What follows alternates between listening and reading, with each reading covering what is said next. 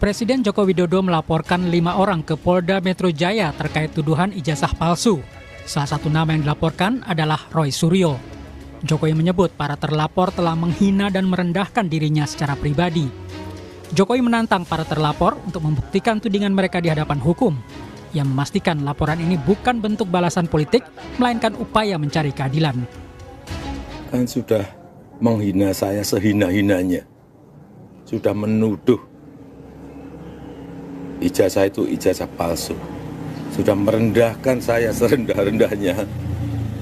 Ya nanti dibuktikan lewat proses hukum. Nanti akan kita lihat di proses di pengadilan seperti apa. Artinya kalau untuk pelaporan itu bisa untuk peringatan ke pihak lain gitu nggak Pak yang melakukan yang sama? Nanti akan menjadi pembelajaran kita semuanya. Menanggapi pelaporan itu, Roy Suryo mengaku tidak mempersoalkan dan siap mengikuti proses hukum. Roy Suryo menegaskan akan membongkar dugaan skripsi dan ijazah palsu Jokowi. Menurutnya, tidak ada motif politik di balik kasus ini. Tapi kalaupun iya, artinya kan konsekuensi hukumnya ada, sanksi, ada penjara juga loh kalau terbukti. Gak apa-apa. Galileo Galilei itu akhirnya sampai dihukum, kemudian Kopernikus itu dihukum karena mempertahankan bahwa bumi itu bulat, yang waktu itu dipercaya bumi itu lurus. Jadi clear aja, kalau saya katakan memang software bisa salah, peneliti bisa salah, tapi kami tidak boleh bohong. Tapi ini bukan motif politis? Oh sama sekali enggak, aku udah enggak di politik lagi Pak. 15 tahun udah cukup, 5 tahun saya udah enggak di politik. Ini bukan residu politik juga kan? Oh enggak ada apa-apanya. Lihat foto-foto saya juga dulu sama Pak Jokowi juga banyak. Jokowi sudah menyerahkan sejumlah barang bukti dalam laporan terkait tudingan ijazah palsu ke Polda Metro Jaya. Total ada 24 objek media sosial yang diserahkan kepada penyidik. Tim Liputan Kompas TV. Presiden ke-7 RI Joko Widodo sudah melaporkan 5 orang ke Polda Metro Jaya atas tuduhan ijazah palsu. Jokowi menyebut para terlapor telah menghina dan merendahkan dirinya secara pribadi. Sementara di Solo, Jawa Tengah, Jokowi menolak mediasi atas gugatan ijazah. Pihak Jokowi tetap tidak mau menunjukkan ijazah ke publik dan memilih jalur persidangan. Bagaimana kelanjutan dari kasus ini? Kami akan diskusikan bersama Wakil Ketua Umum Projo Freddy Alex Damanik dan salah satu penggugat ijazah palsu Jokowi, Roy Suryo. Selamat sore semuanya, apa kabar? Sore Mas Diva. Oke, terima kasih semua sudah bergabung bersama kami. Pak Jokowi memutuskan di Solo tidak tercapai hasil mediasi, lanjut ke persidangan. Anda juga diadukan di Mapolda Metro Jaya dan di Polres Metro Jakarta Selatan, Mas Suryo. Apakah ini memberatkan posisi Anda? Enggak lah, inilah justru bentuk konkret dari merendah-rendahkan pengadilan, menghina pengadilan. Siapa yang bilang dia akan datang kalau dipanggil pengadilan? Nyatanya, ini fakta. Tadi siang tuh ada mediasi yang seharusnya dia datang. Dia nggak datang, malah nyanyi di rumahnya. Padahal ada orang, kecuali orangnya di luar negeri loh ya.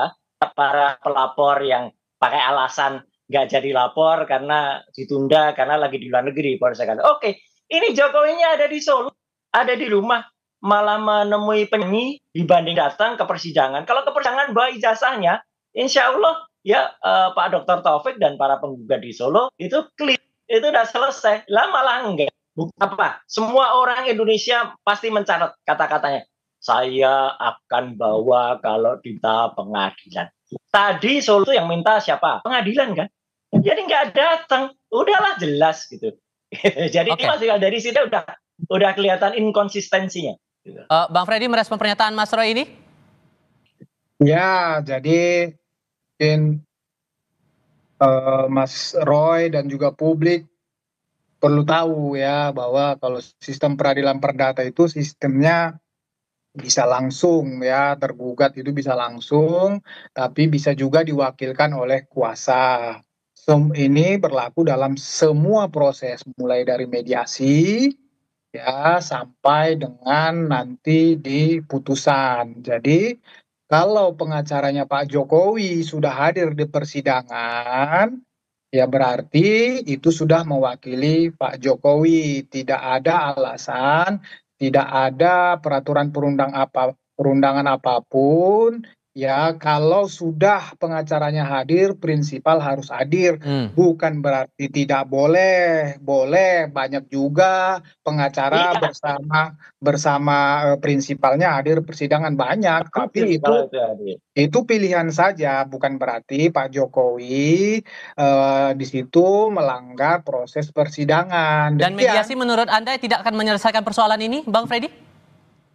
Iya, mediasi itu kan memang proses yang harus dilalui. Siapa tahu kedua belah pihak bisa ada titik temu untuk menyelesaikan perkara ini secara baik-baik, kan begitu, tidak sampai ke persidangan. Nah, berarti tidak ada titik temu, artinya tidak ada titik temu. Pihak penggugat meminta apa, pihak tergugat itu tidak bisa menyanggupi atau tidak mau menyanggupi permintaan penggugat. Sesimpel itu sih, sesimpel itu proses peradilan perdata itu. Oke, Mas Roy ada mau ditanggapi? Iya jelas kan, berarti kita lihatlah seluruh rakyat Indonesia menjadi saksi kata-kata dari dia sendiri. Katanya dia akan hadir, kemudian akan datang di sidang dan menunjukkan kalau diminta pengadilan tanpa menyebut apa itu perdata, apa itu pidana. Ya, dan peraturan MA 2016 clear banget, itu memang mengatur yang namanya mediasi. Tadi ada mediatornya, profesor dari Universitas Negeri 11 Maret. Sudah ada semua, sudah diciptakan, negara sudah menciptakan itu. Kalau dia datang menunjukkan itu, kan publik bisa mulai, ini elegan. Oke, Mas Freddy tadi mengatakan pilihan, ya ini pilihan yang nggak elegan, pilihan yang kurang bagus lah gitu. Saya juga, waduh, kok kayak gini yang dipilih gitu. Ini sarannya kurang bagus. Kalau dia datang, menunjukkan bagus nanti misalnya ketika di Jakarta juga misalnya kemarin tanya lapor ya Mas Tifal. Lapor itu kan ya kita lucu aja lah gitu. Kita lihat aja nanti ya. Orang lapor mengadu ijazah kan harusnya juga ijazahnya itu diperiksa, disimpan dulu atau disita oleh kepolisian, kan nyatanya juga tidak gitu. So Jadi, pembuktian apa yang bakal Anda tunjukkan gitu. nanti? Ini Anda sudah diadukan di Mapolda langsung oleh Pak Jokowi. Di Mapolres Metro Jakarta Selatan juga Anda diadukan oleh Peradi Bersatu. Bukti apa yang mau Anda tunjukkan nanti kalau dipanggil untuk diperiksa, Mas Roy? Loh, Kak, saya sesuai konsisten ya. Jadi artinya ketika itu datang, saya akan tunjukkan bukti-bukti pemeriksaan primary evidence ketika saya memeriksa skripsi waktu itu. Dan ketika saya memeriksa apa yang ditunjukkan oleh kader salah satu partai SI itu dan yang ditunjukkan oleh dekan Fakultas Kehutanan Dr. Sigit Sunarta yang mengisi itu berupa fotokopi. Kalau fotokopinya dan yang diposting itu sinkron, ya berarti itu bisa dianalisis. Kalau nanti misalnya ternyata yang ditentukan lain, nah ini malah jadi soal ini, jadi berita. Jadi selama ini yang dipakai untuk disebut ijazah itu apa? Tapi sekali lagi, skripsinya itu abal, skripsinya tidak patut dan tidak layak. Skripsinya kita berani main 99,9% itu adalah palsu. Kalau skripsinya palsu, ibaratnya Mas Tif, ini kayak telur. Kalau telurnya busuk ya nggak akan netes jadi ayam. Nggak mungkin telur busuk menetes jadi ayam. Itu kalau skripsinya busuk, ya mungkin ijazahnya jadi. Bang Freddy, Mas Roy masih tetap pada pendiriannya. Menurut Anda itu cukup tidak? Atau masih harus ada hal yang dibuktikan lagi menurut Anda?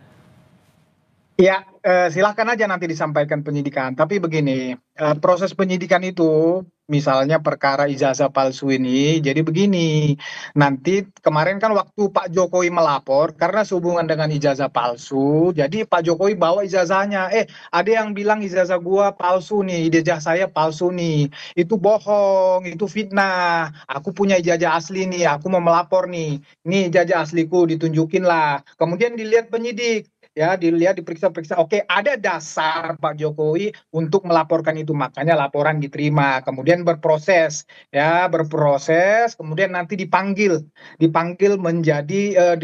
para saksi yang berhubungan dengan itu. Nah nanti kalau misalnya ini sampai ada tersangka, kemudian lanjut ke proses persidangan, ada tersangkanya, ada terdakwanya, nah itu nanti di persidangan, sebelum masuk ke persidangan, penyidik akan memeriksa ini sehubungan dengan ijazah tersebut. Itu kan yang mengeluarkan UGM, misalnya mengeluarkan UGM. Jadi nanti ya ijazah itu akan ditanya kepada UGM.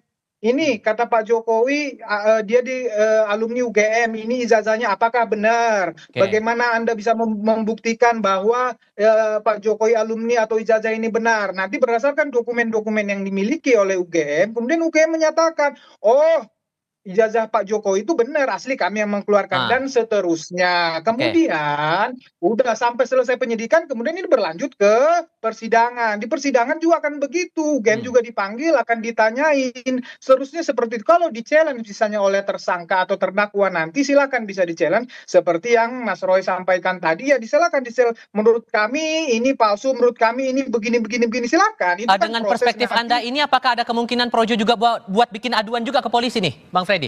Oh enggak, gini. Kami kebetulan kemarin kita ketemu Pak Jokowi, jadi Pak Jokowi menyampaikan, memang Pak Jokowi jujur Pak Jokowi menyampaikan dia sedikit terkejut sebetulnya dengan ramainya katakanlah masyarakat publik ataupun relawannya melaporkan ini. Makanya beliau bertindak langsung laporkan biar ini tidak semakin terus bergulir, semakin banyak pihak-pihak yang dilibatkan dalam perkara ini. Jadi kami juga waktu itu menyampaikan, Pak, kami mau lapor nih di seluruh Indonesia, Projo akan melapor. Oh, nggak usah, nggak perlu lagi, sudah cukup. Begitu, jadi Projo tidak akan melaporkan masalah ini lagi, Mas. Oke. Demikian. Ini kan posisi Pak Jokowi sudah tidak lagi menjabat sebagai kepala negara, Mas Roy. Kenapa kok kemudian masih dikejar-kejar juga urusan ijazah palsu ini di mata Anda, Mas? Apa yang mau Anda kejar sesungguhnya? Jangan lupa, Mas, bulan Februari 2025, baru 3 bulan yang lalu, ya, kalau lupa tolong diingatkan ya, Mas dan Mas Freddy kalau ketemu. Dia itu sekarang pejabat negara lagi sebagai Dewan Pengarah Danantara. Jadi sebagai Dewan Pengarah Danantara itu pejabat publik. Pejabat publik itu harus bisa dan harusnya bangga. Saya sebagai lulusan UGM, apalagi saya punya 2 ijazah dari UGM, S1, S2, Dr. Rismon juga S1, S2, Dr. Tifa juga S1. Kami sangat bangga dengan ijazah kami, gitu. Dan kami sangat terbangga-bangga, gitu. Bukan malah terhina-hina, gitu loh.